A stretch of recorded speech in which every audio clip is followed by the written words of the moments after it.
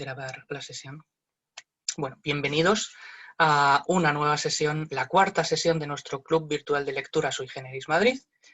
Y en esta ocasión, bueno, pues vamos a hablar, como os decía, vamos a hablar de la Feria de las Tinieblas de Bradbury, de esa segunda parte del centenario, que hemos dedicado, un pequeño homenaje, ¿no?, que hemos dedicado a Ray Bradbury como un maestro de lo fantástico, ¿no?, de la literatura fantástica. Pero bueno, también vamos a hablar de una serie, dos pequeños cambios que ha habido en el club. No me refiero a la parte técnica, que eso también podíamos hablar. Muchos de vosotros sí que me habéis preguntado la cuestión de la aplicación de Biblio, que ya no hay, que ya no da servicio de alguna forma, ¿no? Y seguramente a partir de mañana, hasta donde yo sé, a partir de mañana se pondrá en funcionamiento. Revisad, o sea, las actualizaciones, que a lo mejor ya os ha cambiado la aplicación y creo que pone biblioteca digital o biblio digital o algo así. Entonces, si no es esa, la aplicación que dará el nuevo servicio de Biblio, pues os lo iré comentando por el chat o por el foro, sí, lo dejaré a lo mejor fijo en un hilo del foro para que estemos todos atentos, porque a veces el chat, bueno, pues se van yendo los mensajes para arriba y adiós muy buenas, ¿no? Más cosas. Bueno, otra de las cosas que quería comentaros es que ha habido pues, dos cambios afortunados en las lecturas. No cambios, o sea, sino adiciones. Estaban los huecos de esos libros porque estaban un poquito en el aire, no sabíamos si se iban a poder conseguir las licencias, y bueno, a poco que hayáis visto los libros que nos van a tocar a continuación, bueno, pues los habréis visto, y yo la verdad es que estoy muy contento de que estén esos dos libros ahí. Uno de ellos es... esto lo quería hablar después, pero bueno, lo hablo ahora y ya está, y todo, y todo más fluido. Uno de ellos va a ser para marzo, que es La Casa de Arenas Movedizas, de Carlton Mellick III, que es un libro maravilloso sobre... bueno, maravilloso.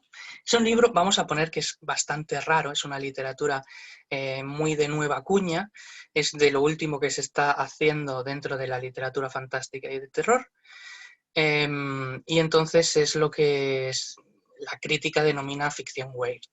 Y la ficción weird, pues la ficción rara, ¿no?, que viene un poquito de... es como un poco heredera del horror cósmico de Lovecraft, que eso es algo de lo que también hablaremos hoy. La ficción weird, bueno, pues no deja de ser pues literatura bastante extraña, bastante que habla un poco también de lo absurdo, habla de la falta de lógica en la narración. No es literatura experimental, eso es fundamental, o sea, no tiene nada que ver con literatura experimental, pero sí que es algo curioso y que vamos a bueno, nos va a sorprender, sobre todo nos va a sorprender. Eso por un lado, ese es para marzo. Y el siguiente libro que bueno, que de alguna forma nos va a ver...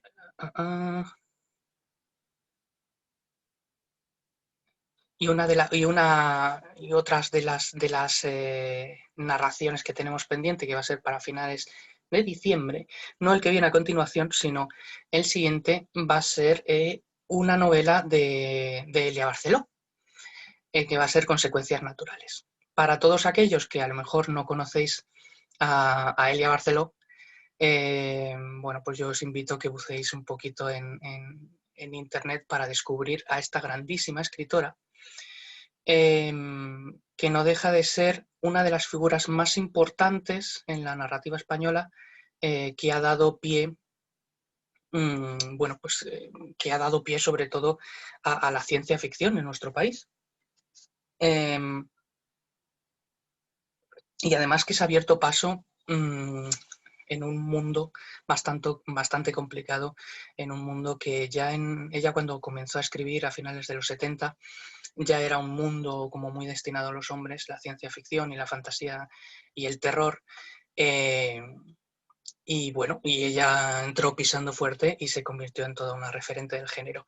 Sí es verdad que es muchísimo más reconocida fuera de España que aquí. Ella ha sido durante muchísimos años, porque hace muy poquito que se ha jubilado. Ella fue profesora de la Universidad de Austria, en una universidad de Austria, creo que Innsbruck, no me hagáis muchísimo caso, pero sí. Y entonces, bueno, pues es una de las grandísimas escritoras que vamos a tener el honor no solo de leer, sino de tener en el club. Así que nos acompañará y bueno, ya haremos, cuando nos toque esa novela en cuestión. Yo quería otra novela más sagrada, no sé si la conocéis, seguramente. Algunos de vosotros la habéis leído no sé si este año o el anterior, en otro club de ciencia ficción que hubo. Pero sí, sus novelas, lo que pasa es que muchas, por desgracia, o están descatalogadas, sus novelas, digamos, de juventud, o están descatalogadas o son difíciles de encontrar en formato digital, evidentemente. Pero sí, Elia Barceló, la tendremos aquí con nosotros y ya os digo que, bueno, que será un placer. Además, ella es muy entregada a hablar de literatura, que toda su vida se ha dedicado, como os decía, a ser profesora de literatura, y seguro que nos cuenta cosas la mar de curiosas. Y en otro orden de cosas, bueno, pues esos serían los dos libros que vamos a tenernos en el club. Y vamos a tener además el año entrante, 2021, que esperemos para todos, para bien, que sea muchísimo mejor que este. Bueno, pues vamos a tener una cantidad de escritores que nos acompañarán. La cuestión es que estos libros del primer trimestre, que ya me contaréis en general, porque sí que me gustaría que antes de que acabe el año, más o menos, pondré un hilo en el foro para que me vayáis hablando de todos los libros hasta ahora, que hemos leído nada más que 4, diría yo. Bueno, pues que todos estos, digamos, del primer trimestre, que os han parecido y qué impresión os han dado, ¿no? O incluso los que habéis llegado ahora, pues qué os parecen las lecturas que se avecinan. Pero bueno, eso que tendremos, como todos estos autores, digamos que, bueno, pues por cuestiones de la vida ya no están. Ahora los que tocan, pues evidentemente sí que van a estar, nos van a acompañar Ismael Martínez Viborrón, Carlos Molinero. Es posible que algún traductor de alguna novela, traductora en este caso de alguna novela que leeremos más adelante, etcétera. Y poco a poco lo iré diciendo, ¿no? Y os lo iré anunciando, que es lo divertido de ir diciendo las noticias poco a poco. Pues dicho esto, si os parece, vamos a hablar un poquito de la novela que nos ocupa. Cuando yo seleccioné a Ray Bradbury por su centenario, porque era una de las cuestiones que a mí me interesaba pues tratar en el club, ¿no? Que me gustaría que fuese un poco un pequeño guiño, un homenaje a Ray Bradbury.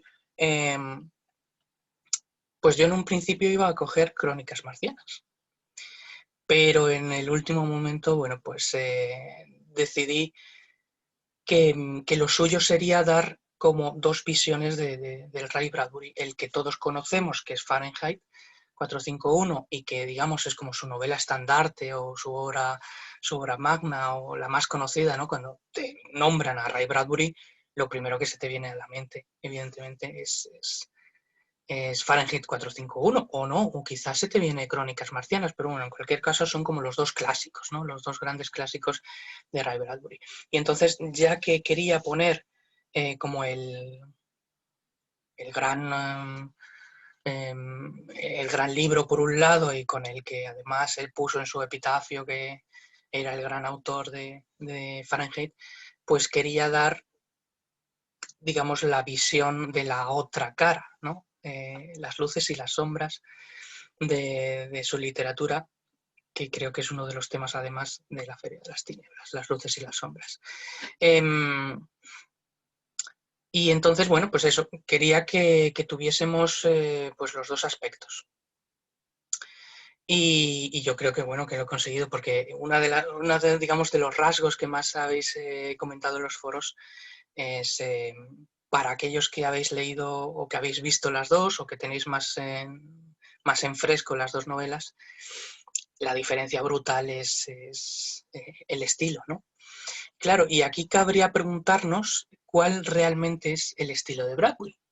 Fahrenheit 451 se escribe en el año 53 y unos 9 años después, en 1962, se escribe esta, La Feria de las Tinieblas. Evidentemente se puede entender como un estilo mucho más maduro, mucho más trabajado, bueno, porque las metáforas y todo esa especie de construcción de imágenes de su narrativa, bueno, pues parecen indicar que es algo mucho más artificioso. Entonces, claro, yo cuando lo estaba releyendo, yo decía, digo, bueno, no sé realmente al final cuál es realmente la esencia de Bradbury. Si él estaba tan orgulloso de Fahrenheit, que digamos que es una narrativa mucho más llana, mucho más simple, simple entre comillas, o sea, quiero decir, simple no es desde el punto de vista despectivo, claro, pero sí en comparación con la Feria de las Tinieblas, ¿no? Digamos que si en Fahrenheit tenemos un plano, en la Feria de las Tinieblas es una curva que parece casi una melodía, ¿no? Os recuerdo que me podéis ir dejando todos vuestros pensamientos y todas vuestras opiniones por el chat, que yo estaré encantado de leeros y de comentar lo que decís. Lo que os decía, ¿no? Entonces, todo ese... a ver, toda la trama y todo que está sujeta por esa narrativa y por ese estilo, a ver, no es un libro para evadirse, ¿no? Que es una de las cosas, que no es un libro para leer y dejarse llevar y tranquilamente, ¿no? Porque quizá es un libro más para estar concentrado, ¿no? Y por todo lo que narra. Una de las cuestiones que quizá a mí me llamaban mucho la atención es quizá la construcción de los personajes, ¿no? Y de cómo esos personajes, lo primero que quizá tanto Jim como Will, o Will como Jim, no aparentan la edad que se supone que tienen. Estamos hablando que aunque la novela esté desarrollada en un contexto histórico de los años 50 aproximadamente, y no estoy seguro del todo si ahora mismo sí se menciona, ¿no? en algún momento, pero bueno, en cualquier caso,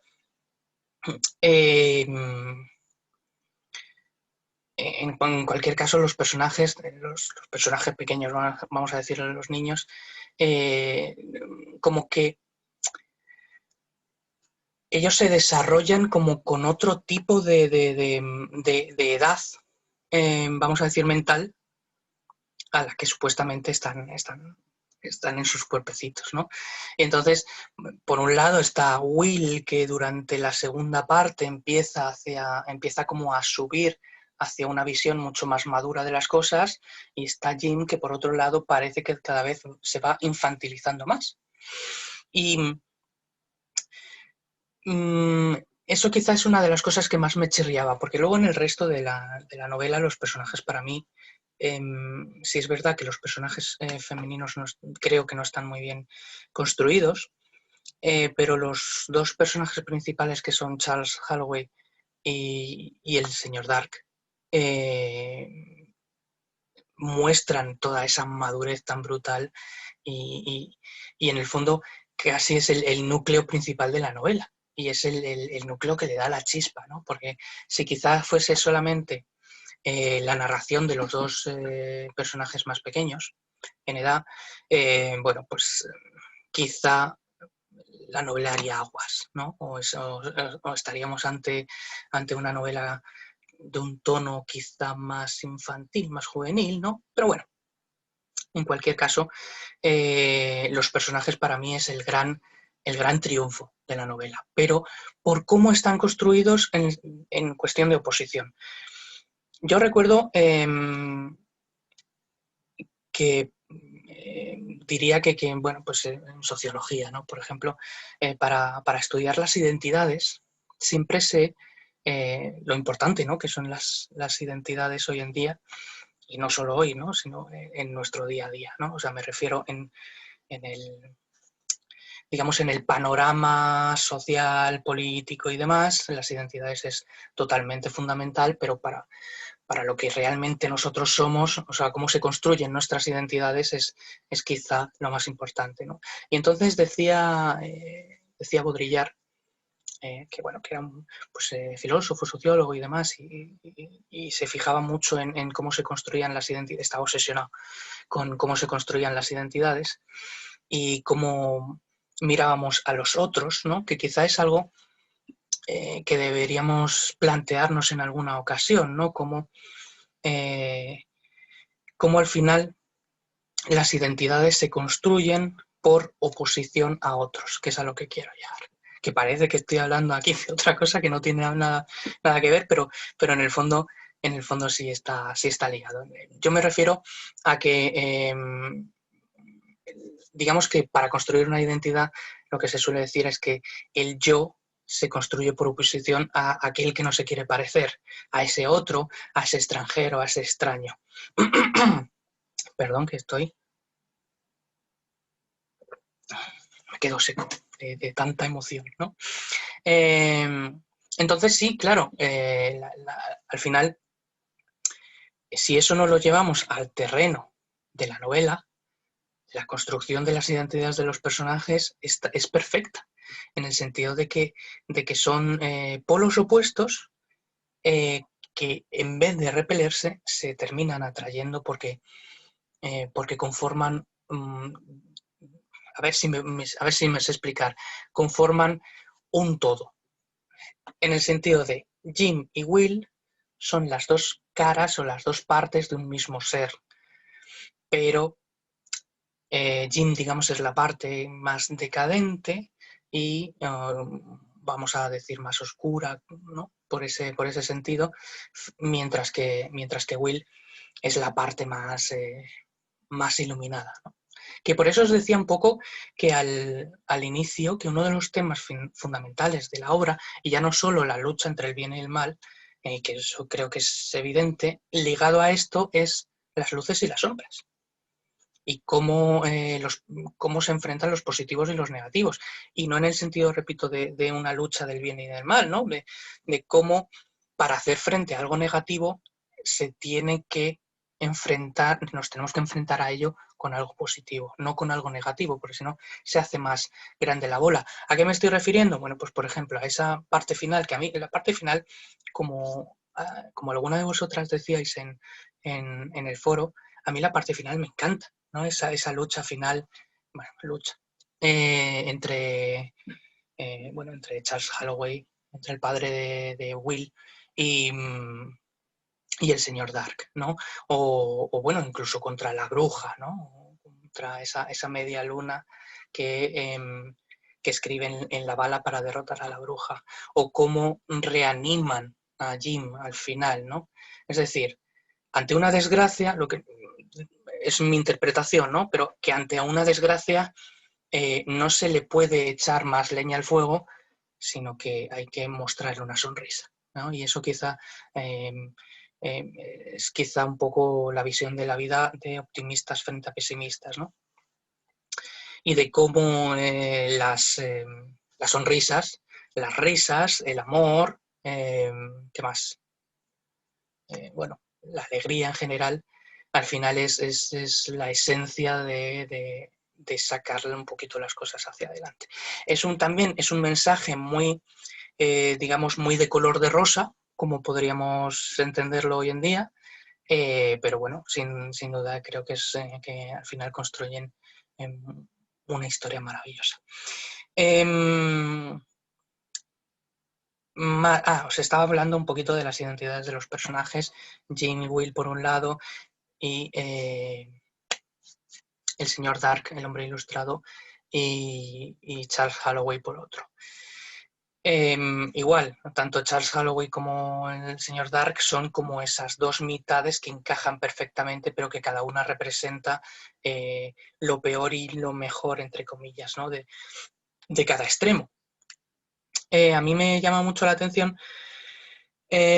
cómo Charles Holloway, al fin y al cabo, es ese personaje que, bueno, pues que de alguna forma se ha derrumbado ante la vida, o se ha dado por vencido, mejor dicho, ¿no? Derrumbado no.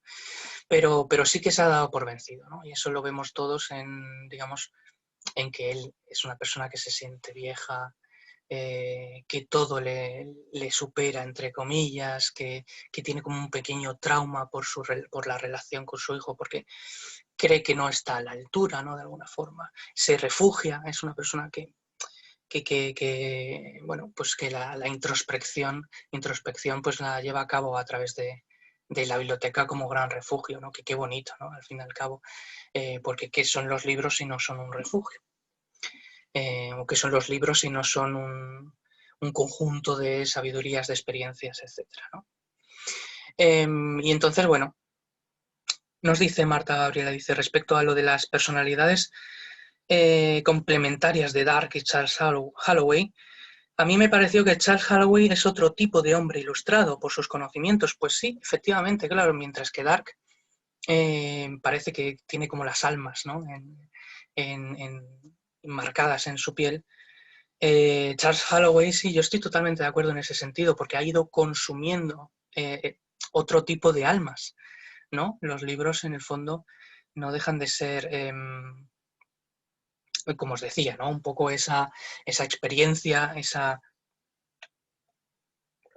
marca de sabiduría. No significa que quien no lea no vaya a tener experiencia, vamos, faltaría más, ¿no? Pero quizá que es algo que es un tipo de experiencia cultural, que era lo que te refieres a eso, Marta, que va absorbiendo. Y de hecho, a lo largo de toda la novela, Charles Holloway como que va dando, estoy pensando en algún ejemplo, pero bueno, como que va dando pequeñas pinceladas de ejemplos literarios aplicados a la situación, ¿no? No sé si fue Marta o fue otro de nuestros compañeros que indicó algo muy curioso en el foro, de que se asemejaba a Mefistófeles, a Fausto, esa relación entre Fausto y Mefistófeles, que creo que viene al pelo, ¿no? Nunca mejor dicho. Por una cuestión bueno, de que realmente sí, o sea, realmente tanto, o sea, Charles sería Fausto, mientras que Dark sería Mefistófeles, solo que al final, bueno, pues el señor Dark perece, además perece de una forma que con todo ese tipo de narración de Bradbury, pues es bastante épico, ¿no? Y de cómo de cómo se dispersa, ¿no? Todo el mal, ¿no? Y cómo se dispersan todas esas gentes de otoño, que es una de las razones por la que a mí es que esa parte, que no sé si la recordáis, yo diría que está como al principio de la tercera parte, más o menos por ahí, habla Charles Holloway, creo que le explica a Jim y a Will, le explica como ese origen de la gente y lo llama agentes del otoño. Y a mí ese concepto que me gusta mucho, las gentes del otoño, es uno de los títulos que le puse, ¿no?, a esta sesión, ¿no? Un paseo por la feria con las gentes del otoño. Y claro, si uno se para a pensar, había por allí en algún momento le dieron un articulito sobre esta novela en la que hablaba de que si nos fijamos y creo que Bradbury en algún momento pues habla, ¿no? Habla de que tiene cara de julio o tiene cara de diciembre, ¿no? Habla de ese pasar del año entendido a la manera occidental o del hemisferio norte, ¿no? En el sentido de las estaciones en correspondencia con los meses. Y habla un poco de cómo primavera es el nacimiento, verano, bueno, que es algo típico, ¿no? Verano es, digamos, es el desarrollo, la madurez, el otoño es la decadencia y la muerte, y el invierno es finalmente la muerte, ¿no? O sea, otoño sería quizá la decadencia, ¿no? La parte oscura. Cuando a mí, por ejemplo, el otoño me parece una época, una esta maravillosa, ¿no? No deja de ser el otoño una estación preciosa en el que, bueno, todos los colores que se tonan, sí es verdad que ese tipo de tonos ocres, perdón, ese tipo de tonos ocres, parduzcos, oscuritos, todas las hojas cayendo y tal, incluso rojitos o color cobre, bueno, pues le dan un tono especial, ¿no? Le dan un tono especial a la esta. Y sí es verdad que en este artículo que os comentaba, hablaban de que en realidad las gentes del otoño son justamente la gente decadente y la gente que necesita la parte oscura, ¿no? Nos dice Pablo, dice, es una estación maravillosa, muy propia para la lectura. Sí, efectivamente. Además, parece que, no sé si en ese momento lo pensé, en el que coincidiese más o menos, ha coincidido no exactamente octubre, pero bueno, prácticamente todo noviembre, la Feria de las Tinieblas o sea, leer la Feria de las Tinieblas con la época en la que está narrado. La siguiente novela que empezamos, si no es mañana, es el día 10, por una cuestión técnica que están intentando solucionar en el club, que ya os avisé. Pero bueno, la siguiente novela, que es La Casa Infernal, que creo que nos lo vamos a pasar muy bien, entre comillas, justamente sí que está cuadrada. El tiempo en el que se desarrolla la novela son los días de diciembre en los que nosotros la vamos a leer. Así que, bueno, unas navidades bastante terroríficas, ¿no? Pero bueno, volviendo un poco a lo que os comentaba y lo que nos comentaba Pablo del otoño, justamente todo ese, bueno, pues esa decadencia, que es lo que al final representa la gente del otoño, y esa oscuridad, ¿no? Pues se ve un poco, dice, ¿no? Decían por ahí, ¿no? No sé si algún crítico, o no sé hasta qué punto, pero que veían que el nombre de uno de los personajes, de William, Will, con esa partícula que en inglés hace referencia al futuro verbal, bueno, pues que tenía mucho que ver con la visión siempre hacia el futuro del pequeño Will. Yo no sé hasta qué punto, ¿no? Porque, claro, si nos vamos por ese lado, bueno, pues sí, claro, evidentemente el nombre del señor Dark pues no hace referencia a la oscuridad, ¿no? Pero es algo como muy, quizá, muy de superficie del texto. No lo sé, ¿eh? No lo sé. Yo ahí quizá no me metería mucho, pero sí es verdad que puede llegar a llamar la atención. Y, y entonces, bueno, pues hablan, pues, todo, todas esas gentes de tanto, bueno, pues las gentes del otoño frente a las gentes de verano, ¿no? De esa, de esa madurez que puede representar el verano, o no sé si madurez, pero quizá más alegría, ¿no? O sea, sería más la alegría del verano frente a la decadencia del otoño. Cuando sí es verdad que en los últimos años que estamos pasando mucho más calor, pues a veces estamos esperando, a lo mejor no al frío, algunos sí, algunos esperamos al frío, pero quizá otros sí que están esperando un poco a que no haga tanto calor, ¿no? Que es, digamos, por lo que se va caracterizando al final el otoño. ¿Qué más cositas? Hablábamos... sí, bueno, una de las cosas, creo que para mí, más bonitas de la novela, y de hecho eso os lo comentaba un poquito os lo comentaba en la guía de lectura.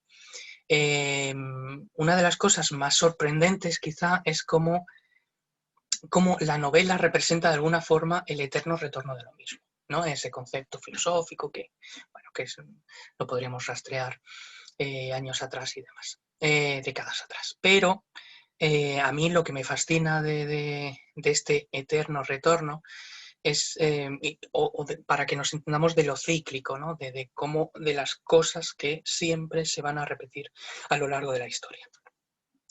Y entonces, no solo está de alguna forma, no solo está de alguna forma marcado a nivel narrativo, incluso si nos fijamos en las...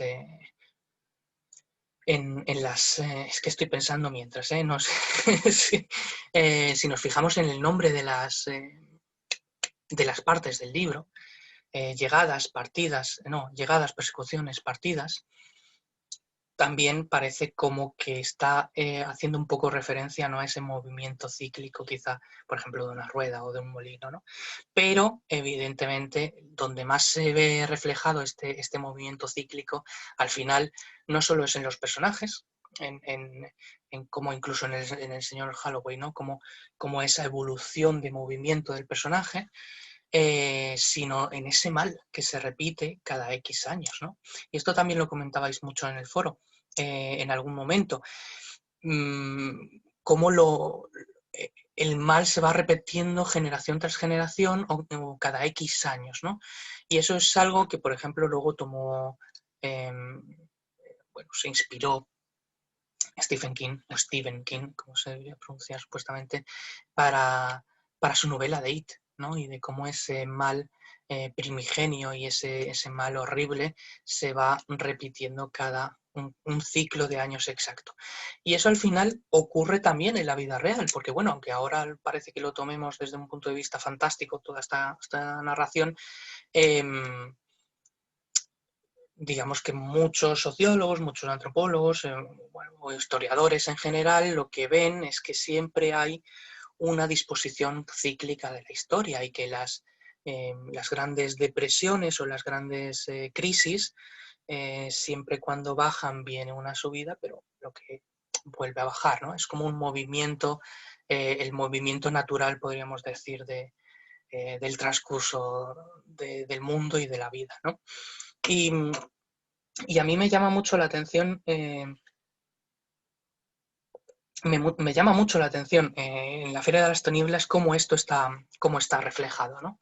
Y cómo, o sea, bueno, pues de alguna forma lo que nos viene a decir, y de hecho eso se ve muy bien en el final de la novela, en el que les dice, creo que dice algo así como Will, que bueno, los hemos vencido, ¿no? O sea, y le dice el señor Holloway, bueno, sí, a estos sí, pero vendrán otros. Un poco en referencia también a un mensaje quizá no es para mí no creo que sea un mensaje negativo, sino es un mensaje realista, ¿no? Ni negativo ni positivo, vamos a dejarlo ahí, ¿no? En el sentido de sí hemos ganado esta batalla, pero la vida en general, bueno, pues traerá esos ires y venires, esos vaivenes, como si fueran olas, ¿no? Como si fueran olas rompiendo en la playa, ¿no? Dice Marta, dice, como las pandemias van y vienen, efectivamente, sí. Quiero recordar que bueno, cuando empezó todo este follón, pues alguien se dedicó un poco a hacer como un rastreo de las diferentes pandemias, epidemias, enfermedades en general que habían asolado a la humanidad desde X años y que al final, bueno, y eso en la Edad Media se ve muy bien, ¿no? Como van y vienen esas olas de enfermedades o de, bueno, o de cualquier tipo de virus que en el fondo todos los años parece que viene la gripe, ¿no? Por ejemplo, o todos los años nos vacunamos, etcétera, ¿no? Al final es lo cíclico, ¿no? Volvemos un poco a la concepción de lo cíclico también, de cómo es lo que es un año natural, ¿no? Un año natural, sí, efectivamente. A ver, más cositas que os tenía yo por aquí preparadas para hablar de... bueno, a mí me fascina, por ejemplo, el laberinto de espejos, que eso es una de las cosas que yo os preguntaba en los foros, quizá porque a lo mejor es porque yo lo veo más, más fantástico de lo que es, o más maravilloso de lo que es, ¿no? Y entonces yo lo veía el escenario del laberinto de espejos, que al final tiene ese componente de la mirada de un otro, porque digamos que el espejo siempre te devuelve la mirada, ¿no? Para que nos entendamos. Pero esa mirada, al final, si uno no se reconoce a sí mismo, como le pasaba, por ejemplo, a Charles Holloway, hoy tengo la voz fatal. Fíjate, hoy justamente, ¿no? Que estamos aquí charlando, todo el día a lo mejor estoy tan contento y ahora mismo, bueno, volviendo a lo que os decía. Digamos que Charles Holloway, bueno, pues de alguna forma no se reconoce, ¿no? Y eso es uno de los, digamos, uno de los temas fundamentales de la novela, el no reconocimiento del que le devuelve la mirada. Y el laberinto de espejos no deja de ser una guerra de miradas, ¿no? De cientos de miradas que están escudriñando y que al fin y al cabo no deja de ser un juicio, ¿no? El mirarse en un espejo es un juicio de uno mismo. Y entonces, claro, el laberinto de espejos no solo representa la negatividad, ¿no? Y también es la lucha contra uno mismo, el aceptar lo que se ve en el espejo. Y eso es una de las cosas que el Charles Holloway, el personaje de Holloway, eh, gracias, Pablo. El personaje de Holloway, pues de alguna forma, bueno, se da cuenta de que aceptándose a sí mismo es como realmente es una de las formas de vencer a todo este mal, ¿no? Pero bueno, no solo el mal, porque a ver, evidentemente al mal se le vence, según nos cuenta toda la narrativa de esta novela, se le vence con la risa, con la alegría, con el canto, con el baile, pero también con la aceptación. En el momento en que tú te aceptas y aceptas quizá supongo, eh, tus taras o tus defectos, ¿no? Pues entonces, en el momento en el que te aceptas, ya todo es muchísimo, ya todo va rodado, ¿no? Por así decirlo. Es como, es el obstáculo quizá más difícil, el aceptarse a sí mismo, ¿no? Y el laberinto de espejos también es, claro, es el lugar de lo decadente, ¿no? Porque todo lo que nos vemos reflejado es quizá lo peor, ¿no? Las peores partes, ¿no? Y como os decía, bueno, como os decía también un poco esos espejos que son como esas miradas y esos espejos, ese laberinto que al final absorben absorben la energía. A mí me hacía mucha gracia todo este mundo de los espejos, que es un poco al estilo Borges, ¿no? Que le encanta mucho todo el tema de los laberintos. Al absorber esta energía, lo que de alguna forma, para luchar contra el laberinto de espejos, de alguna forma es bueno,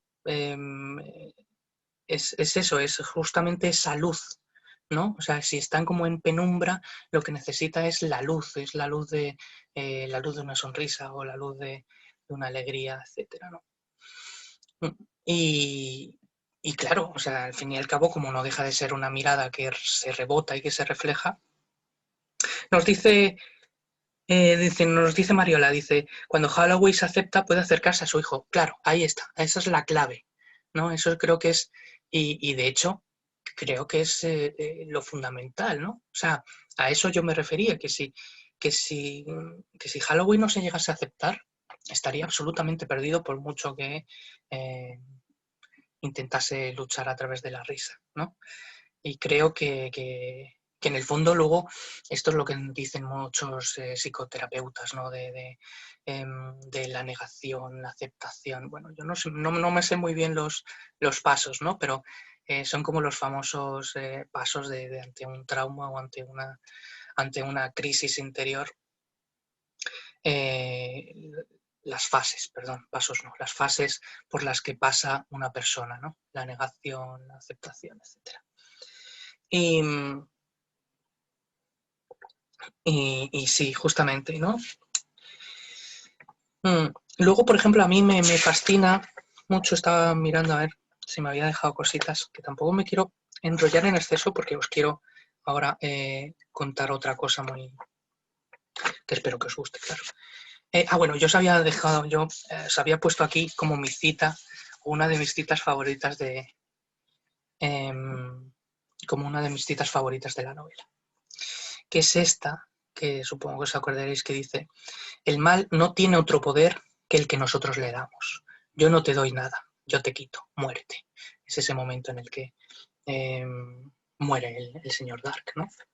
Al final convertido como en ese ser enjuto que se acerca como un niño, pero bueno. Eh, y creo que justamente es una verdad como un puño, que al final todas esas donde pone mal podemos sustituirlo por lo negativo de la vida, ¿no? En el fondo no tienen ningún poder por sí mismos, sino que es al fin la importancia que nosotros le damos, la energía que le transmitimos pues con ciertas preocupaciones que a veces son totalmente imposibles de calmar, ¿no? Ese tipo de preocupaciones, ¿no? Pero al final lo que estamos haciendo es alimentar y hacer una bola más grande de lo que debería. Y creo que en el fondo es como muy bonito, ¿no? Que eh, el mal al final no tiene ningún tipo de poder y ni arma, ¿no? Una de las cosas que también dice en algún momento es que el mal no tiene armas, sino que las tenemos nosotros, en referencia a la risa, a la sonrisa y demás, a la alegría. Y que, claro, por otro lado, bueno, pues el mal y todas estas gentes del otoño, al final se alimentan es de, pues, bueno, pues no solo de los deseos más oscuros, sino pues eso, las lágrimas, la tristeza, la decadencia y demás. Y no sé qué bueno, y en general también, claro, a mí me gustaría conocer vuestras opiniones o em, cualquier otro aspecto, ¿no? Que os interese resaltar de la novela, no solo hablar yo, hombre. Yo estoy encantado de leeros. Además, de verdad que me hace muchísima ilusión cada vez que participáis más ya sea en el chat, en los foros, ya sea aportando citas, ¿no? Cualquier cosa, ¿no? O comentando.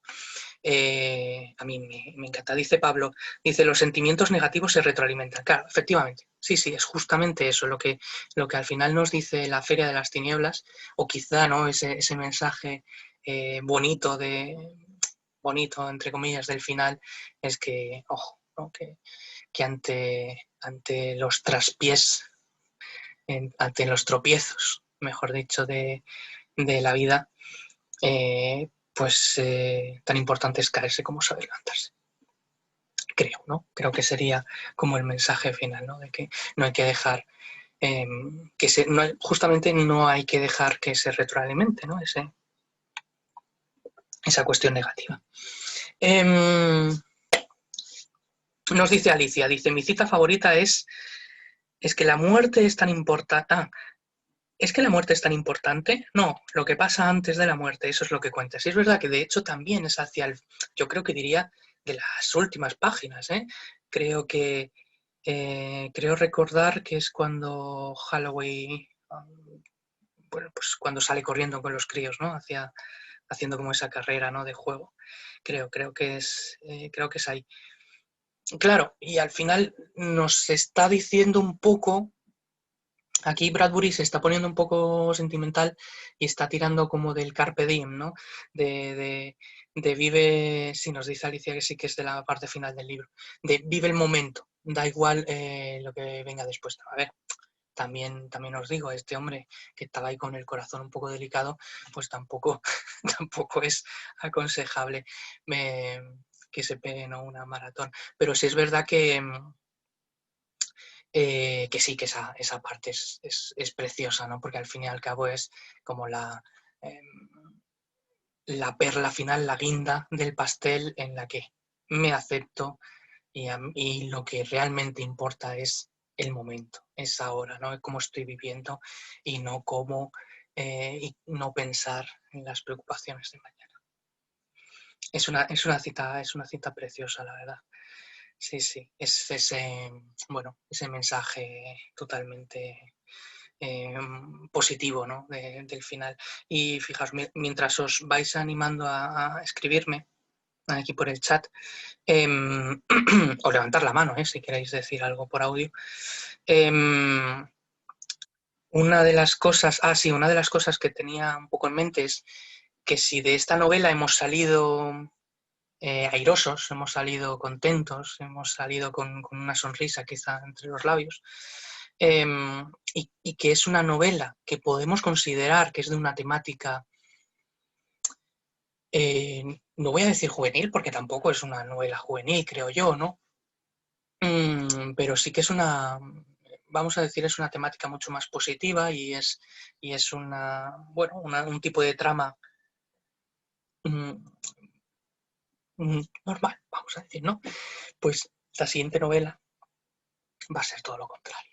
Y entonces nos vamos a enfrentar a una novela de corte muchísimo más adulto, con un terror, espero. Y de hecho, por eso va la segunda parte de esta reunión o de esta sesión, ¿no? La segunda parte que va a empezar ahora es hacer un recorrido todos juntos, vosotros conmigo, de lo que es la historia del terror ficticio. Porque yo, una de las cosas que sí es verdad que me fijo mientras comentamos cosas en el chat, es que muchos de vosotros a lo mejor el terror todavía como que lo tenéis más respeto, quizá, ¿no? Bueno, y es totalmente comprensible, ¿no? Al fin y al cabo, no tiene por qué, iba a decir no tiene por qué gustar, sí, o sea, el terror hay que tomarlo no como algo negativo, quizá esa es la cuestión, ¿no? Que el terror no hay que tomarlo como algo negativo, sino como una forma de expresión de todas nuestras, digamos, de todas nuestras preocupaciones, partes más oscuras del alma o demás. Y entonces, yo defiendo mucho, mucho la disfrutabilidad del terror. Y con el terror se lo puede pasar uno realmente genial. ¿Y no pasar miedo? O sí, y pasar miedo y no pasa nada, ¿no? Había un estudio que decía, todo esto viene porque estoy como preparando, había un estudio más serio que decía que aquellas personas a las que les gustaba el terror, literario y cinematográfico, quizá más desde el punto de vista cinematográfico, pero no sirve para lo que vamos a hablar, a las personas que les gusta más el terror vivían más años porque su corazón estaba mejor preparado. En el sentido de que la tensión a la que te somete una historia de terror, bueno, pues al fin y al cabo no deja de ser una especie de entrenamiento, ¿no? Entrenamiento de, de ver qué pasa, ¿no? A continuación. Ojo, y no solo terror, también estamos hablando de suspense, estamos hablando de misterio, ¿no? Quizá un poco de todos esos subgéneros que están ahí. Entonces, de cara a que la siguiente novela, ya nos metemos de lleno, la siguiente novela no iba a tocar exactamente ahora, iba a tocar un poquito más adelante, pero bueno, la he tenido que mover para que pudiésemos tener la novela posterior de Elia Barceló, que es lo que os comentaba al principio. Entonces, ya, como os decía, ya que la próxima novela que vamos a ver es de terror y que después habrá un habrá un intercalado con ciencia ficción y después volveremos un poco al thriller, al suspense y demás y veremos más terror. Bueno, pues ya que nos vamos a meter un poquito en ese tema, en esa temática, qué mejor que ver resumido, eso sí, porque hablar de terror nos puede tirar horas y a mí que me apasiona, pues bueno, pues a lo mejor me enrollo y me voy por los cerros de Úbeda. Pero hablar del terror y conocer más o menos de dónde vienen o los elementos básicos del terror, creo que es positivo, ¿no? O positivo para entender, por ejemplo, la novela, ¿no? Como la novela que vamos a empezar, la de la Casa Infernal, de dónde viene, ¿no? O sea, de dónde viene todo ese terror, toda esa forma de ver la vida. Nos dice Susana, dice, hablando de terror, a mí me daba miedo el personaje de la bruja. Era terrorífico pensar que sin ver sabía dónde estaban los muchachos. Efectivamente, la bruja a mí también me daba un poquito de cosa. Porque además es un ser que está pero que no está, ¿no? Es como un ser que como tú dices, ¿no? Que además es como muy ambiguo, ¿no? Y quizá la ambigüedad muchas veces es una de las cosas que producen más tensión, ¿no? O más, o te echan más para atrás, ¿no? Esa bruja que ve pero no ve, ¿no? Eh, o, y además, por ejemplo, ese enfrentamiento final con la bruja y de cómo esa bruja que ha sido tanto, y de repente, cuando Charles Holloway le va a disparar con el rifle ayudado de su hijo, pues prácticamente que se pone a temblar, porque sabe que el final está cerca, ¿no? Esa bruja que ha representado toda la decadencia y parte del mal, y es como la representación de todo el mal que puede significar el Mr. Dark o el señor Dark, pues al final se viene abajo por una simple sonrisa, ¿no? Por una simple bala. Sí, sí, el personaje de la bruja, que de hecho yo os preguntaba eh, por él en los foros, a mí también me fascinaba. A mí también me fascinaba, ¿no? Y con ese lobo y demás. Bueno, mientras os animáis a comentar, por supuesto, comentad más de la Feria de las Tinieblas sin ningún tipo de pudor. Pero mientras os voy a ir compartiendo una infografía que os he preparado para que todo esto que os voy a contar del terror pues no sea no sea quizá tan denso o tan pesado y que lo podáis seguir perfectamente. Si os gusta la infografía, pues yo encantado os la puedo pasar.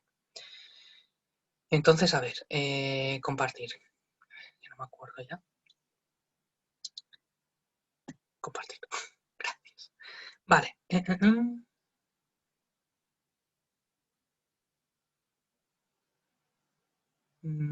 Yo diría que es aquí. Estáis viendo, ¿no? ¿Puede ser? Claro, este es el otro problema, que no veo no veo el chat en el momento de... Pero esto tiene una solución. No sé muy bien cómo, pero la tiene. A ver...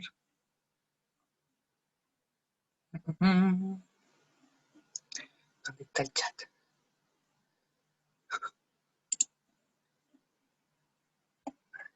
Estos son los participantes. Estos sois vosotros. Aquí estoy. Vale. Dice, vale, sí se ve. Vale, estupendo. Vale, estupendo. Pues... Y lo veis además que está ahí como la... como la... como la esta, me saldrá, la hoguera, ¿no? Bueno, yo lo he titulado... ahora sí veo el chat, o sea que podéis hablar todo lo que queráis. Yo lo he titulado El terror sí tiene forma, por aquella película diría que de los 70, que se llamaba algo así como Plop, el terror no tiene forma, ¿no? Y era una masa, era una película muy divertida entre comillas, de una masa viscosa que se iba moviendo y se iba comiendo a la gente. De estas películas de serie B que tienen su encanto todavía, ¿no? Y entonces, bueno, en el fondo lo que os voy a contar aquí es una parte resumida de la historia del terror desde, digamos, los orígenes, entre comillas, hasta los años 70.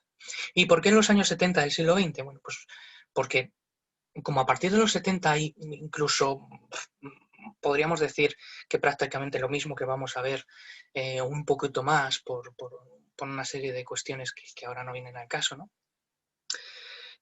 También como para dejarlo como en dos partes, y porque en los 70 es el momento en el que se escribe La Casa Infernal, así que vamos a llegar hasta cuando se escribe La Casa Infernal, que creo que es lo bonito, ¿no? Bueno, ¿y por qué os he puesto ahí que...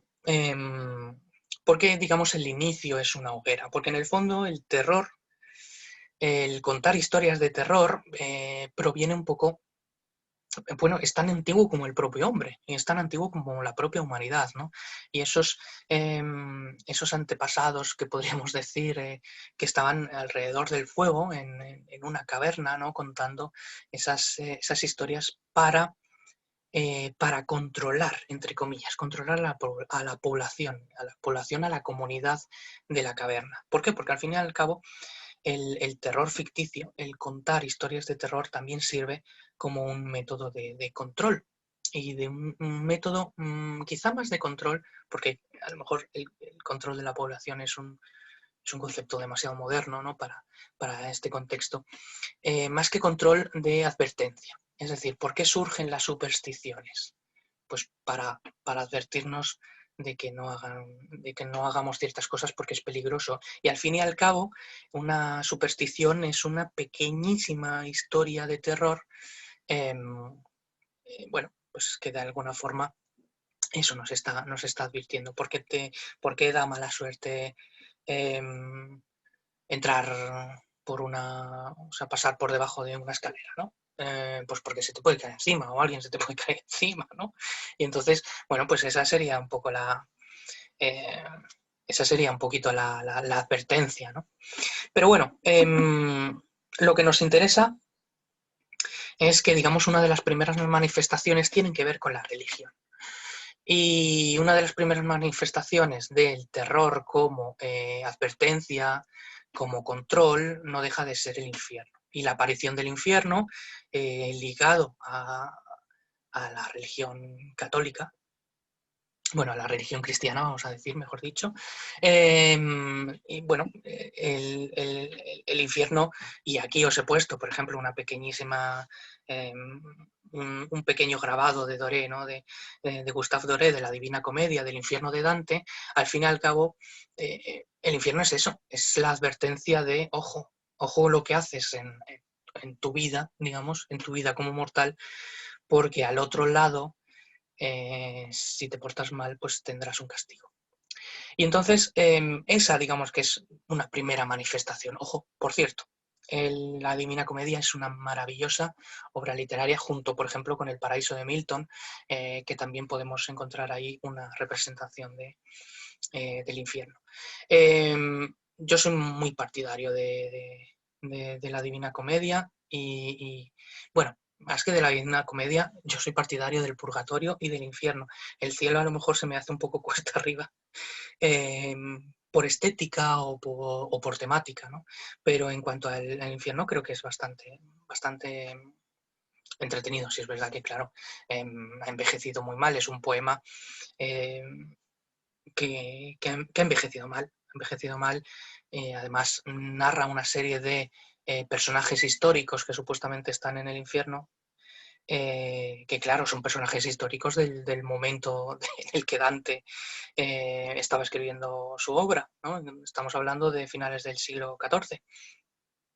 Entonces, claro, pues ahí se nos queda un poco cojo, a no ser que haya como una especie de notas, ¿no? De anotación o de que nos informen un poquito antes en una introducción, etc. Bueno, para no enrollarnos mucho, digamos que uno de los momentos clave también de la historia del terror ficticio no deja de ser, a finales del siglo XV, ya terminando la Edad Media, encontramos el Malleus Maleficarum, que es el martillo de las brujas, el manual de tortura inquisitorial, ¿no? Para atrapar a todas a esas pobrecillas, ¿no? Que al final es lo que eran, ¿no? Esas pobrecillas que eran de alguna forma, bueno, pues acusadas injustamente de brujas y que las sometían a todo tipo de barbaridades. Y el Malleus Maleficarum no deja de ser un ejemplo fundamental. Pero bueno, vámonos directamente a lo que es ya la ficción, que comienza en el siglo XVIII con ese, podríamos decir, prerromanticismo. Y el prerromanticismo tenemos ahí, en el siglo XVIII, tenemos por un lado, voy a hablar primero del Marqués de Sade, que lo tenemos aquí con obras como pues, las 120 jornadas de Sodoma, que leídas hoy en día bueno, pues dan una visión bastante tétrica y bastante siniestra y macabra de lo que pensaba Sade, no solo sobre la sexualidad, sino sobre, bueno, pues muchos críticos, por ejemplo, ven en las 120 jornadas de Sodoma un manual de un asesino, en el sentido de todas las torturas que se describen, ¿no? Ahí, en ese sentido, Sade no es disfrutable. Otro tipo de libros, como El Castillo de Otranto, por supuesto que sí. El Castillo de Otranto se considera la primera aportación novelada al mundo de lo que después se conocería como literatura gótica. Entonces, Horace Walpole, ¿no?, el autor del Castillo de Otranto, nos presenta una historia maravillosa con sus castillos, con sus... bueno, no solo con sus castillos, sino también con sus fantasmas, perdón, con sus fantasmas, con sus profecías antiguas, ¿no?, que es un poco lo que vamos a ver en la literatura gótica, ¿no? Y en la literatura gótica, que tenemos aquí una serie de ejemplos, hoy he puesto, pues por ejemplo, tenemos El monje de Lewis de 1796, para que os hagáis una idea más o menos de los años en los que nos estamos moviendo, ¿no? Con Horace Walpole, en El Castillo de Otranto, todavía no hablábamos de literatura gótica, porque es como muy temprana, es como una novela que se sale un poco de los cauces, y es como eh, un primer acercamiento a toda esta estética que después va a gustar muchísimo, ¿no? Y esa literatura gótica que le encantaban las ruinas, le encantaban los sitios ancestrales, como aquí os pongo, los castillos, los fantasmas, las profecías o bueno, o las situaciones maravillosas, ¿no?, de alguna forma. Y encontramos como en Los misterios de Udolfo de Anne Radcliffe de 1794 o Melmoth el Errabundo de Maturin en 1815. Son una serie de novelas que, de hecho, muchas de ellas se desarrollan. Si no es en España, es cerca. O en Italia, por ejemplo, ¿no? Porque son la cultura española y en el siglo XVIII, incluso la italiana, es una cultura todavía muy arraigada a la religión.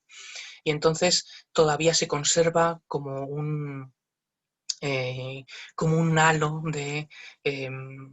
como una pátina de lo antiguo, que fascina a todos los escritores de literatura gótica de la Europa del siglo XVIII, principalmente de la Europa. Estamos hablando de que la literatura gótica es europea, o sea, luego se trasladará es europea menos española, ¿no? Porque si es verdad que podemos encontrar, quizá podemos encontrar un atisbo en literatura española, pues por ejemplo, estoy pensando en José Cadalso, en Noches lúgubres, que diría que es de finales del 18, que sería 1780 o 1790. Incluso quizá un poquito de el romanticismo, que también llega tarde, ¿no? El romanticismo de las leyendas de Becker. Pero bueno, como el romanticismo propiamente dicho no llega hasta el siglo XIX, bueno, pues la literatura gótica es ese primer acercamiento al terror literario, que además tenemos que tener muy en cuenta. Porque, por ejemplo, lo que se desarrolla en los castillos es algo que la crítica después ha denominado lo siniestro. ¿Y qué es lo siniestro? En palabras bueno, lo siniestro es un concepto que sacó Freud, el psicoanalista, el padre del psicoanálisis, pero que aplicado a la literatura viene a decir que lo siniestro es aquello que viola la seguridad de lo que debería ser seguro. Y me explico. Una casa, un hogar, se supone que es la seguridad absoluta, es donde está nuestra zona de confort y donde las paredes son inviolables, ¿no? Pero en el momento en que un espectro atraviesa los muros de un castillo, que se supone que es lo más seguro posible, se está rompiendo esa seguridad. Y entonces nos estamos sintiendo inseguros en nuestro propio hogar, ¿no? Por ejemplo, entonces lo siniestro siempre tiene que ver pues con enredos familiares, con fantasmas del pasado, fantasmas que reclaman lo suyo en la otra vida, ¿no? Va por ahí, va por ahí. Fijaos que una de las grandes autoras de la literatura gótica, es Anne Radcliffe, que durante años, digo durante años, principalmente a principios del siglo XX, se la criticó mucho porque hacía algo que no hacían los otros autores de la literatura gótica, que era explicar el final de forma racional. Entonces, Anne Radcliffe es como el Scooby-Doo de la literatura gótica, en el sentido de, no sé si os acordáis, ¿no?, de Scooby-Doo, que de alguna forma siempre detrás de la máscara había alguien, ¿no?, y se descubría el pastel, y no es un monstruo, es usted el señor tal, ¿no? Bueno, pues Anne Radcliffe al final rompía la magia. Se le criticó en ese sentido, que rompía la magia de la literatura gótica, porque sobre todo en los misterios de Udolpho, al final todos los fantasmas tienen una explicación, o los objetos que se movían, o las cosas que atravesaban, etcétera, tiene una explicación lógica. Y entonces la literatura gótica y el terror que se empieza a formar en este momento, pues tenemos que tener en cuenta justamente eso, que huye de lo lógico. Y quizá lo que nos proporciona terror en estas primeras aportaciones de la literatura gótica es que la lógica no cabe, no tiene cabida aquí. No es el absurdo, porque todo tiene un sentido, sino que no se puede aplicar la razón. Ajá. Y entonces ante el desconocimiento surge el terror. Bueno, continuamos y nos vamos al siglo XIX, al romanticismo. Y entonces aquí veis que os he puesto, pues digamos, los grandes, ¿no? Lord Byron, Percival Shelley, John William Polidori. El caso es que aquí, en Villa Diodati, aquí con este castillo tenebroso, muy gótico en el fondo, ¿no? Con ese castillo lleno de truenos, de relámpagos y tal. Relámpagos mejor que truenos. Bueno, pues nos encontramos en Villa Diodati, que es una pequeña, un pequeño, no es exactamente un castillo, digamos que es como un gran casón, una especie de masía de villa aristocrática situada en Suiza. El caso es que en 1816, bueno, pues hubo una explosión de un volcán. No me preguntéis qué volcán exactamente, porque ahora mismo se me ha ido. Estaba pensándolo a ver si me acordaba. Bueno, pues el caso es que lanza sobre Europa una serie de cenizas, como aquello que pasó no hace muchos años, a lo mejor estamos hablando del 2010 o por ahí, 2011, no lo sé, que estalló un volcán, pues no sé si de Islandia o algo así, bueno, y se cancelaron un montón de vuelos porque no se podía con esa nube de. Nos dice Marta Gabriela, dice, Carmila de Lefanú también es buena novela de vampiros, sí, es verdad, espérate, no veo del todo el chat. También es una muy buena novela de vampiros y no tan conocida, efectivamente, sí. De hecho, Carmila de Lefanú es uno de los grandes hitos de la historia del vampirismo, no, de la figura del vampiro, que vamos a hablar. Quizá vamos a hablar más adelante, ¿no? Pero sí es verdad que, bueno, Carmila es impresionante, sí. Estamos hablando que Sheridan Le Fanu, pues yo diría que es de principio, no sé si es más o menos de la misma época de Guy de Maupassant. No sé si lo tengo por aquí apuntado a Sheridan Le Fanu, creo que no.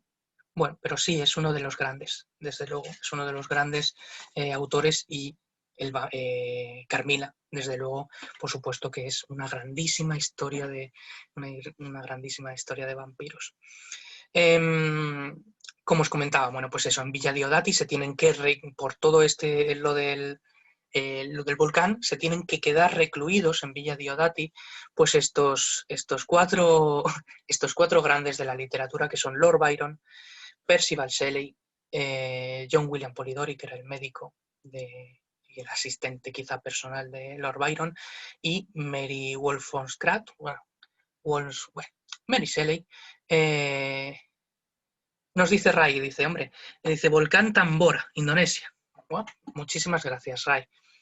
por el aporte, porque no recordaba. El caso es que se tienen que quedar aislados, pues como estamos hoy en día, solo que ellos, como no tenían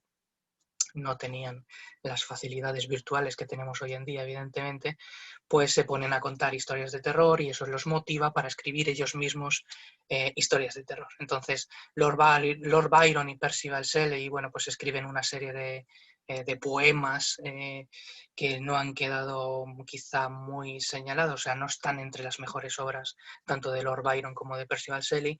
John William Polidori escribe una de las mejores novelas también, igual que Carmilla, que se titula El vampiro.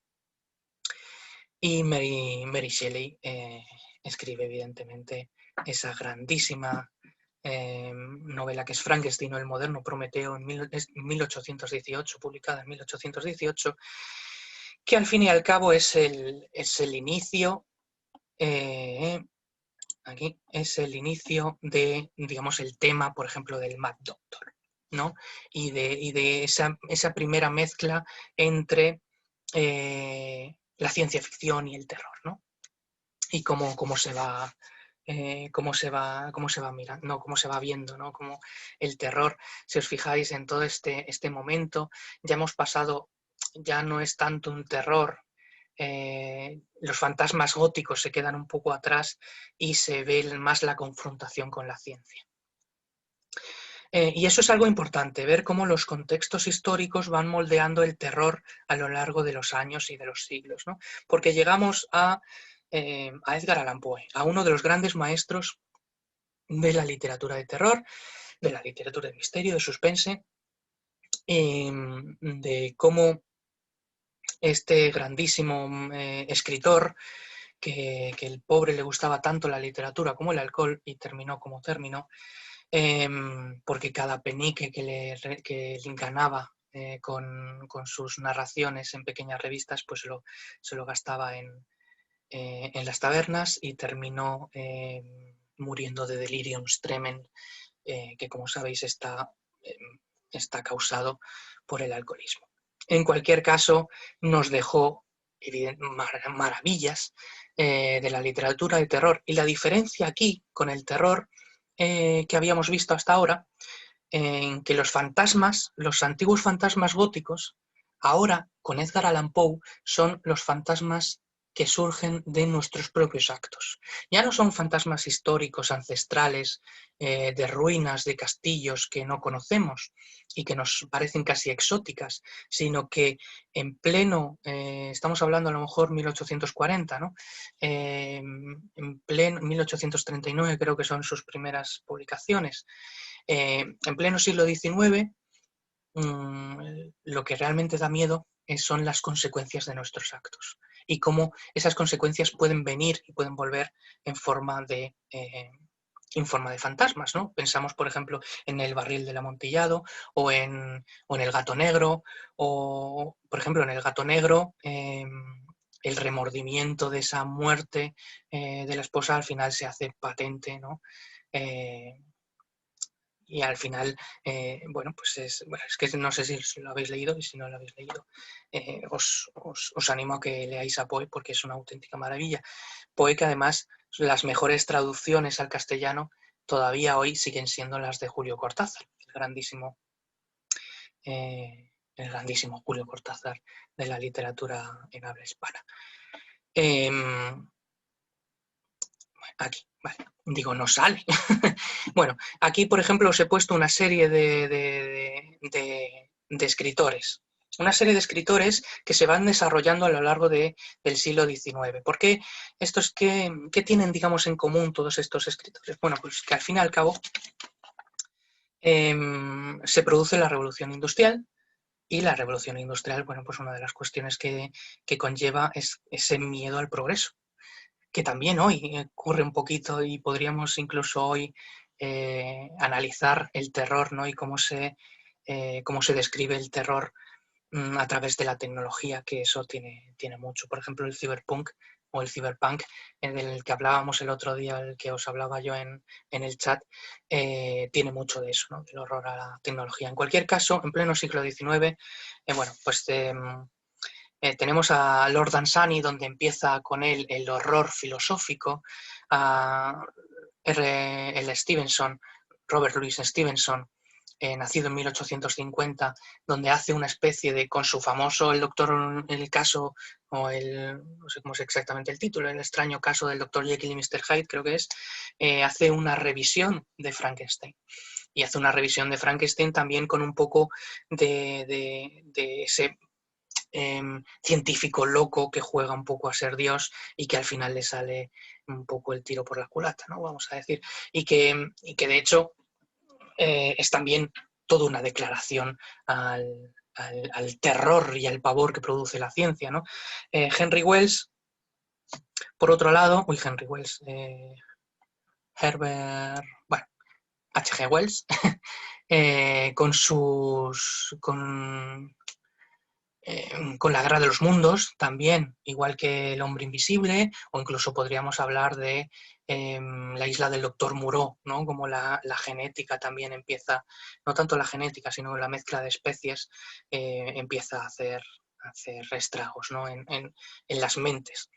M.R. James, también toda la literatura que se basa también un poco en revisitar los fantasmas del pasado, un poco a lo Poe. Stefan Gravinsky para mí es una auténtica gozada. Stefan Gravinsky le llaman el Poe polaco, con tilde en la N. Lo que pasa es que aquí no lo podía poner, pero bueno, ya sabéis que es una grafía del este. Stefan Gravinsky, en la N de Gravinsky, quiero decir.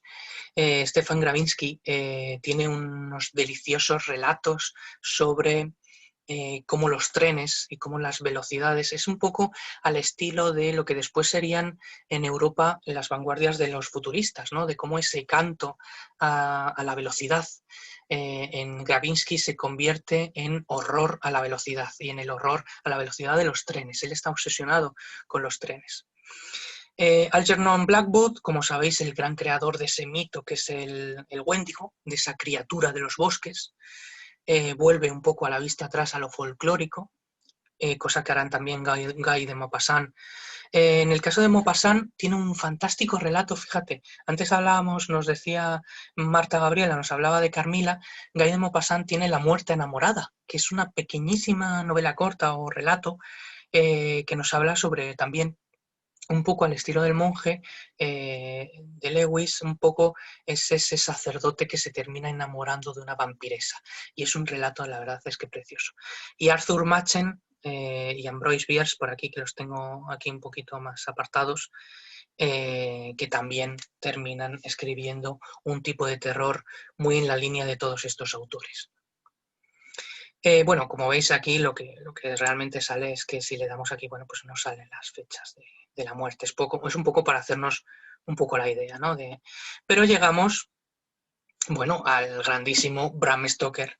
Y, bueno, no tanto grandísimo Bram Stoker, sino grandísima su obra, ¿no? Porque quizá de Bram Stoker lo que más nos ha quedado efectivamente es su obra magna, que es Drácula, escrita casi ahí al roce del inicio del siglo XX. Y lo que realmente llama la atención de Drácula y todo el terror que desarrolla, bueno, aparte de cómo está escrita, que cómo está escrita dice mucho de la obra, en el sentido de ese estilo de a través de los diarios de los personajes, de Jonathan Harker, de Mina, de Lucy, etc.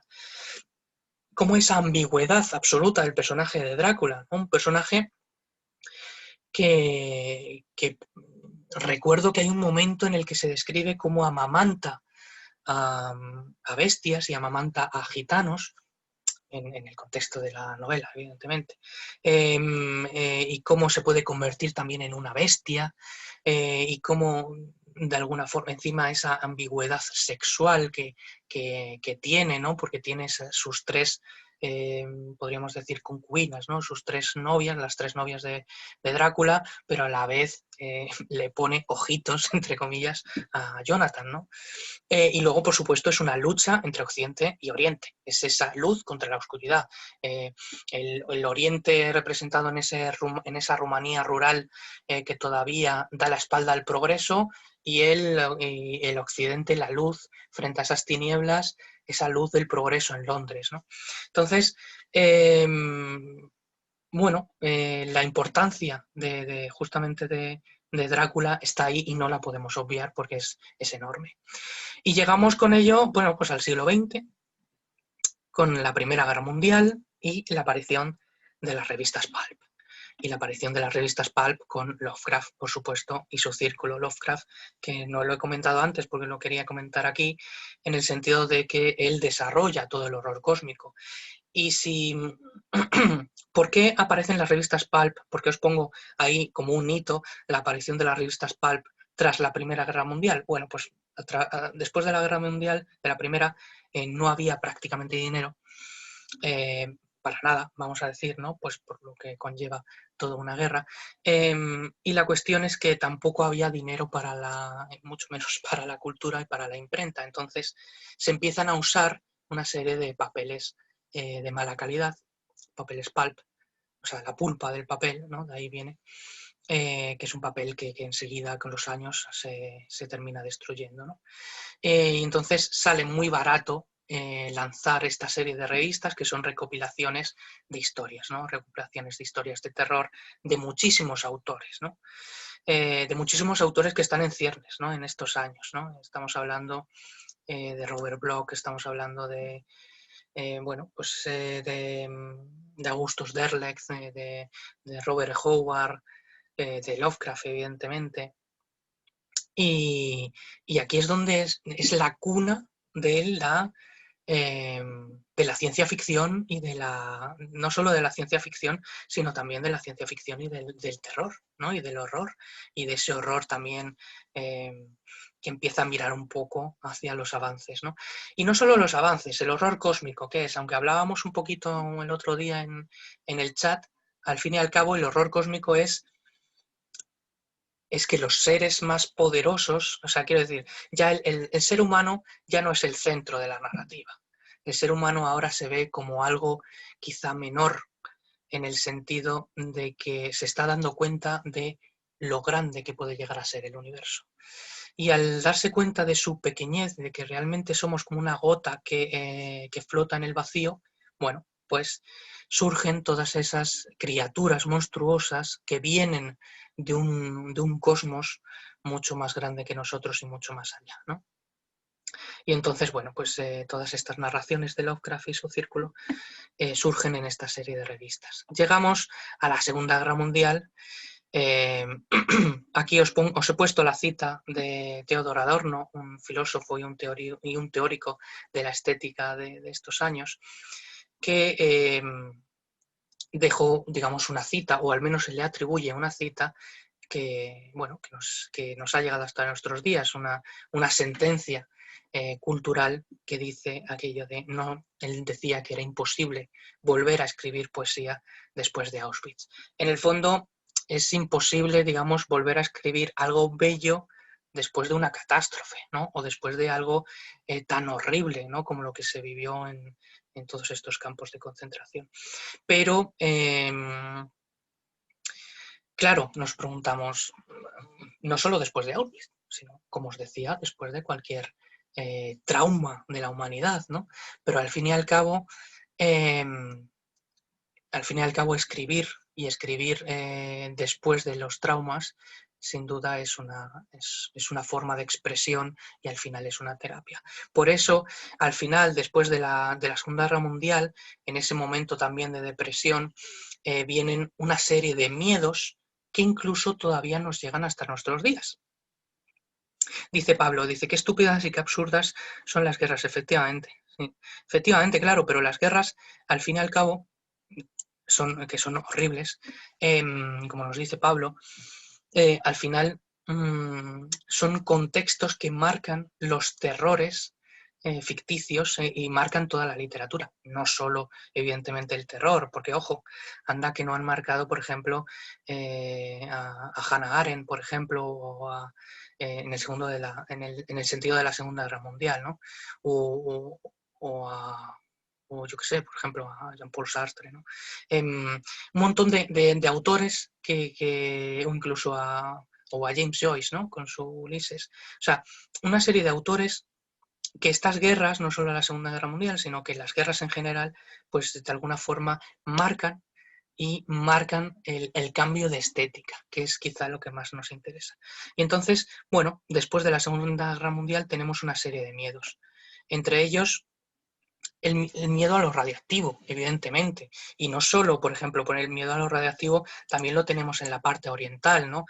Estamos hablando sobre todo de todas estas teorías estéticas del terror en Occidente, pero en Oriente tenemos la aparición de Godzilla como ese miedo a lo radioactivo, ¿no? Como esa representación de lo peor de la radiación, ¿no? Y eso ya sabéis que, por desgracia, Japón pues sabe bastante, ¿no? De ese miedo a lo radioactivo.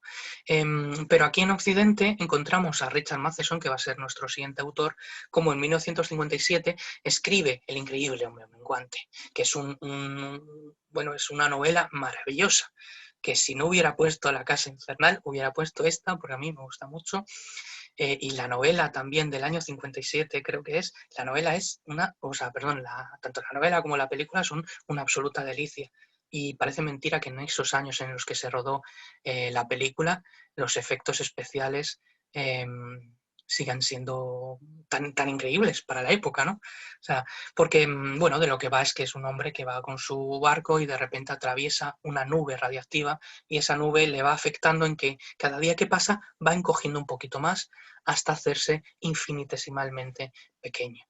Y de hecho, la, de hecho, las escenas finales de la película, tanto de la película como de la novela, son una serie de reflexiones filosóficas del infinito y de cómo lo diminuto, el mundo diminuto, en realidad es lo más inmenso del universo, eh, que merecen muchísimo la pena. Merecen muchísimo la pena. Nos avanzamos y de hecho todo ello al final coincide con la aparición de monstruos reales, de los asesinos en serio. En estas épocas estamos hablando que Psicosis de Robert Bloch se escribe en 1959 y la película yo diría que es del 60, pero no estoy del todo seguro. La película famosa de Hitchcock, de la que os he puesto ahí, ¿no? El famoso GIF. En cualquier caso, o Flannery O'Connor, ahí os he puesto, ¿no? De un hombre bueno es difícil de encontrar, un relato que si tenéis la oportunidad de leer es una auténtica maravilla, porque Flannery O'Connor es una autora que merece muchísimo, muchísimo la pena eh, descubrir. Y entonces, bueno, se descubre pues una serie de que en realidad en la sociedad hay monstruos reales. Hay monstruos reales con la aparición de la noticia de Ed Gein, aquel primero, entre comillas, primer gran asesino en serie que se descubría en Estados Unidos, el gran despellejador, el que usaba los cráneos de sus víctimas para hacerse ceniceros, en fin, una persona mentalmente, bueno, enferma. Y entonces, a partir de estos monstruos reales, se empiezan perdón, a desarrollar una temática dentro de la narrativa de terror maravillosa como es, bueno, pues esto es no solo Psicosis, también después tendremos toda la tetralogía de Thomas Harris de Aníbal el Caníbal, tendremos después, yo que sé, por ejemplo, Carrie de Stephen King, Misery de Stephen King, ¿qué más? Bueno, A Sangre Fría de Truman Capote también por estos años, o sea, en fin, una serie eh, de narraciones impresionantes. Y llegamos por fin a lo que sería el horror doméstico, que es lo que gobierna la década de los 50 a los 60-70. El horror doméstico tenemos, digamos, la grandísima autora que es Shirley Jackson, que, que me tiene el corazón robado de siempre, ¿no? Shirley Jackson, yo os he puesto ahí uno de sus grandes relatos, que es La lotería. La lotería, os animo a que la leáis si no la habéis leído ya. Además es un relatito que se encuentra muy fácil por internet, esto no lo he dicho, pero es un relato que de hecho está recogido en un montón de antologías y que nos habla un poco dentro de lo que sería el gótico sureño, pero bueno, que no tiene esto nada que ver para entender el relato, nos habla un poco de esa América profunda, de esas comunidades cerradas, aisladas, y cómo dentro de la propia comunidad cerrada, en el fondo dentro de las casas, es donde se desarrolla el horror, el verdadero horror. Es decir, volvemos un poco a una vuelta de tuerca de lo que sería la literatura gótica. Es decir, si la literatura gótica, en el sentido de esos fantasmas que nos atacan dentro de la casa, ahora volvemos, evidentemente con renovadas energías y renovadas visiones, en pleno siglo XX, a ver el horror como dentro de nuestras propias casas en lo más cotidiano, que es después de lo que se empapará años después, en los 70, se empapará Stephen King, por ejemplo, y hará incluso Richard Matheson, hará como el horror al final empapa lo cotidiano y es lo que realmente nos da miedo, que no hace falta que sea de noche, no hace falta que estemos en un callejón oscuro o en unas ruinas ancestrales o donde sea, ¿no? Incluso en un motel de carretera como Psicosis pueden pasar verdaderas desgracias. Ahí tenemos también La semilla del diablo de Ira Levin, El exorcista de William Peter Blatty en el 71, una delicia también, y por supuesto, bueno, pues llegamos a La casa infernal de Richard Matheson. Y La casa infernal, como ya veréis, mañana os colocaré, no sé si mañana o... Sí, supongo que mañana o esta noche os pongo ya la guía de lectura. Y ahí os cuento un poco además bueno, pues el contenido adulto de la novela, os cuento cómo da una vuelta de tuerca a toda la literatura gótica y cómo se puede entender de alguna forma el,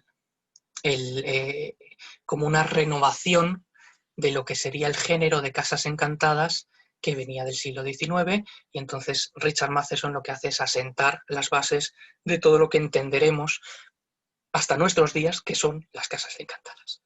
Por eso es tan importante, digamos, esta novela de Richard Matheson. Bueno, y con esto espero que os haya parecido espero que os haya parecido pues un buen repaso a toda la literatura de terror, desde nuestros orígenes hasta los años 70. Se han quedado muchas cosas por el camino, evidentemente, pero es un resumen que intenta coger todas las posibles corrientes que nos llegan a entender el terror como lo entendemos hoy, para poder, digamos, de alguna forma disfrutarlo. Si os ha gustado la...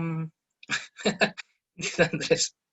No, hombre, no, yo creo que es muy bonito, ¿no? Al fin y al cabo, eh, conocer un poco todo el terror para luego disfrutarlo, ¿no? En las novelas que nos vienen. Creo que es una buena forma de que lo disfrutemos mejor, ¿no? Y de entender que los terrores, dice Eva, dice que le ha encantado, dice súper completo. Bueno, al final, gracias. Al final, entender que los terrores y en las novelas de terror, al final es un reflejo de los terrores de la historia, ¿no? De cómo a Marta Gabriela también le ha gustado y a Monserrat felicidades también, menuda exposición. Bueno, pues me encanta que os haya gustado. Os dejaré seguramente la infografía esta, en el enlace de la infografía en el club para, bueno, todos los que no habéis podido asistir hoy y para que de alguna forma, pues también si queréis... Dice Ray, dice, ha sido estupendo, muchas gracias, David. Sí, por favor, comparte. Soy un fan del género de terror, al igual que la ciencia ficción. Es un medio de transmitir muchas inquietudes del ser humano. Y nos dice Montserrat que también comparta. Pues estupendo, sí, pues muchas gracias, Susana. Dice, que yo me alegro que os haya gustado, porque, bueno, creo que, como os decía, que creo que es... Me he enrollado un poquito de más, así que os pido disculpas por eso, pero por lo demás creo que hemos hecho un recorrido bastante curioso de la Feria de las Tinieblas y dejando a un lado, ya cerrando, digamos, el ciclo del centenario de Ray Bradbury, nos vamos a otro tipo de narrativa y, bueno, yo espero que la disfrutemos todos mucho. Muchas gracias, David. Pues muchas gracias a vosotros, a todos, por asistir. y poco más. Ya sabéis que seguimos en el club ya a partir de mañana. Mañana, de todas formas, os confirmo el tema de la aplicación de Biblio, el tema también de cuando empezamos y mañana, cuando esté disponible el botoncito de préstamo, si mañana mañana es miércoles, pues el jueves sería, si no. Y de todas formas, os animo a que, sobre todo, a seguir siendo así de activos en el club y ir compartiendo todo lo que se os pase por la mente respecto a todas las cuestiones, sean literarias, culturales o no, lo que queráis. Sin más, creo yo que ya nos despedimos de forma más o menos física hasta la siguiente sesión, que ya veremos cuándo la podemos hacer, porque justamente terminamos la novela el día 28 de diciembre y quizás son unas fechas un tanto complicadas para hacer una sesión. Pero bueno, ya veremos. Tampoco nos vamos a ir muy lejos, por desgracia. Tampoco nos vamos a ir muy lejos en estas Navidades. Así que bueno, hay que tomarse un poco con filosofía. Y nada, muchas gracias a todos y nada, seguimos leyéndonos y seguimos, y seguimos compartiendo todas las cuestiones referente a la literatura. Así que muchísimas gracias a todos y hasta la siguiente. Bueno, que tengáis muy buenas, felices fiestas, aunque seguiremos hablando, pero bueno, así de cara a pantalla. Me alegro, Pablo, que te haya gustado y me alegro que a todos os haya gustado. Así que felices fiestas y seguimos en ello. Hasta otra.